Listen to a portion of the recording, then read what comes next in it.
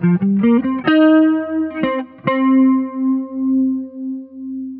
is Pioneer's GM-D9705, car stereo, Class D, 5-channel power amplifier.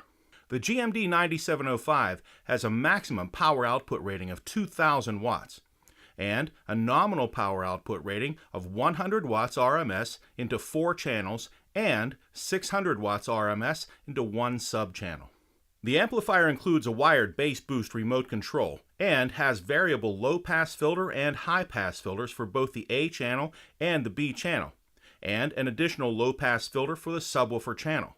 The Pioneer GM-D9705 is designed to operate in 3-channel mode or in 5-channel mode at impedances from 8 ohms to 2 ohms. Let's take a look and see what's in the box. All right, I got to flip this over here. And we'll get that. All right, let's lift this up. Here is the owner's manual and the warranty card in this packet here. And we've got some other accessories here. We're going to pull these up out. Here's a small accessory package. We'll open this up for you.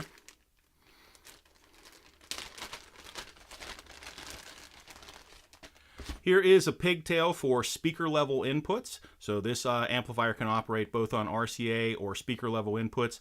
And there's the speaker level inputs right there. This is the extension cable for the bass boost remote control. There's the extension cable for it. This extension cable is about 18 feet long. And we have 2 installation tools, one for the speakers and one for the power and ground cables available there. All right, let's also pull up the bass boost remote here. There it is. Here's the bass boost remote. And this is a very slim remote control, can be mounted under the dash or wherever you'd like to put it. And let's pull the amplifier up out of here. There we go. Oh, I missed the mounting screws. There's a couple of mounting screws included as well. This is Pioneer's GM-D9705, car stereo, Class D, 5-channel power amplifier. The GM-D9705 has a maximum power output rating of 2,000 watts and a nominal power output rating of 100 watts RMS into 4 channels and 600 watts RMS into 1 sub-channel. The Pioneer GM-D9705 is designed to operate in 3-channel mode or in 5-channel mode at impedances from 8 ohms to 2 ohms. On the left side of the Pioneer GM-D9705, we'll start off with the controls for the A channel. The A channel controls are independent of the B channel controls and the subwoofer channel. First is the crossover frequency selector for the A channel. The crossover frequency selector works in conjunction with the crossover selector switch for the A channel, seen here. The GM-D9705 has a built-in variable crossover on the A channel. This can be set up as a low-pass filter or as a high-pass filter. When using full-range speakers on the A channel, choose the HPF or high-pass filter and choose the cutoff frequency for the high-pass filter using the crossover frequency selector control. When using the HPF setting, only frequencies above the cutoff frequency chosen will be played by the full-range speakers on the A channel. If you want the amplifier to play back all frequencies input to the A channel, set the crossover selector switch to off. Here is the gain control for the A channel. When using a Pioneer in-dash receiver with 2-volt RCA outputs, set the gain control to the normal position. When using a Pioneer in-dash receiver with 4-volt RCA outputs, set the gain control to the H position. Next is the input select switch. Select 2-channel for 2-channel input when setting up the amplifier for 3-channel operation. Select 4-channel for 4-channel input when setting up the amplifier for 5-channel operation. Here are the signal input RCAs. The RCA inputs can be connected directly to the RCA outputs of an in-dash receiver. This is the input for the A channel.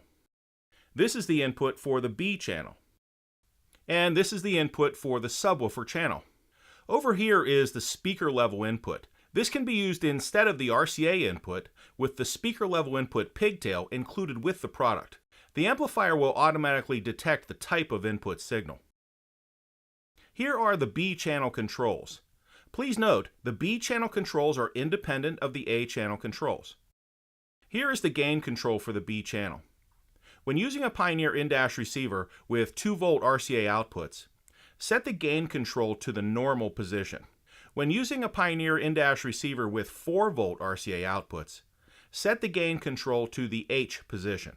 Next is the crossover frequency selector for the B channel. The crossover frequency selector works in conjunction with the crossover selector switch for the B channel, seen here. The GM-D9705 has a built-in variable crossover on the B channel, and this can be set up as a low-pass filter or as a high-pass filter. When using full-range speakers on the B channel, choose the HPF and choose the cutoff frequency for the high-pass filter using the crossover frequency selector control. When using the HPF setting, only frequencies above the cutoff frequency chosen will be played by the full-range speakers on the B channel.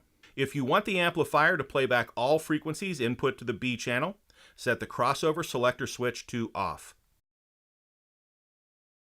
On the bottom here is the bass boost remote control port. If you choose to use the bass boost remote control included with the amplifier, the connection cable plugs in here.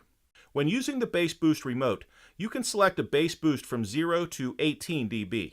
Please note, the bass boost affects the subwoofer channel output only and does not affect the A or B channels.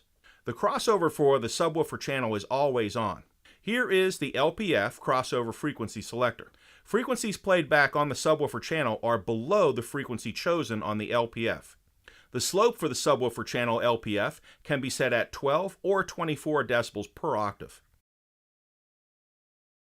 On the other side is the gain control for the subwoofer channel. When using a Pioneer in-dash receiver with 2-volt RCA outputs, set the gain control to the normal position. When using a Pioneer in-dash receiver with 4-volt outputs, set the gain control to the H position. Here is the input selector switch for the subwoofer channel. Choose SW if you're using an RCA input directly connected to the RCA outputs of an in-dash receiver. Choose AB if you're not using a direct subwoofer input and are using the A and B channel inputs for the subwoofer signal. And finally, the power indicator is right here. On the right side of the GM-D9705, you can attach the ground cable right here. This is the system remote control terminal. Attach the system remote control to the blue white wire on the back of your Pioneer in-dash receiver. This will switch the amplifier on and off with the in-dash receiver. In many cases, when using speaker level signal input, the amplifier will detect the signal input and automatically switch on and off with the in-dash receiver. In this case, the system remote control connection may not be required. The positive terminal here connects directly to the positive terminal on the vehicle's battery.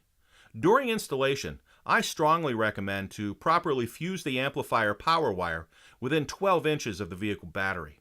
I recommend ground and battery cable between 8 and 4 gauge for best performance with this amplifier. Here are 3 fuses. Each fuse is 30 amps. Here are the speaker outputs for both the A channel and the B channel. A channel and B channel outputs are independent of one another.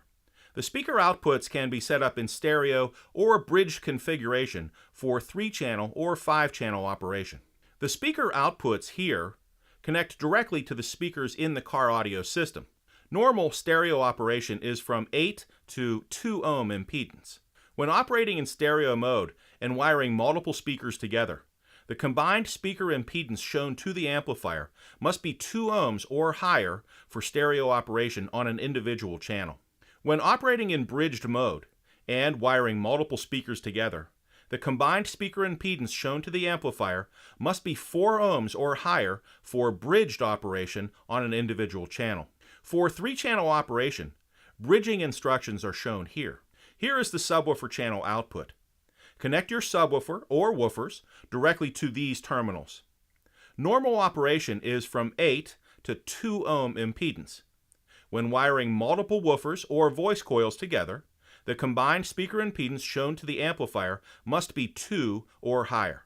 And that is Pioneer's GM-D9705 5-channel Class D amplifier. And what's in the box?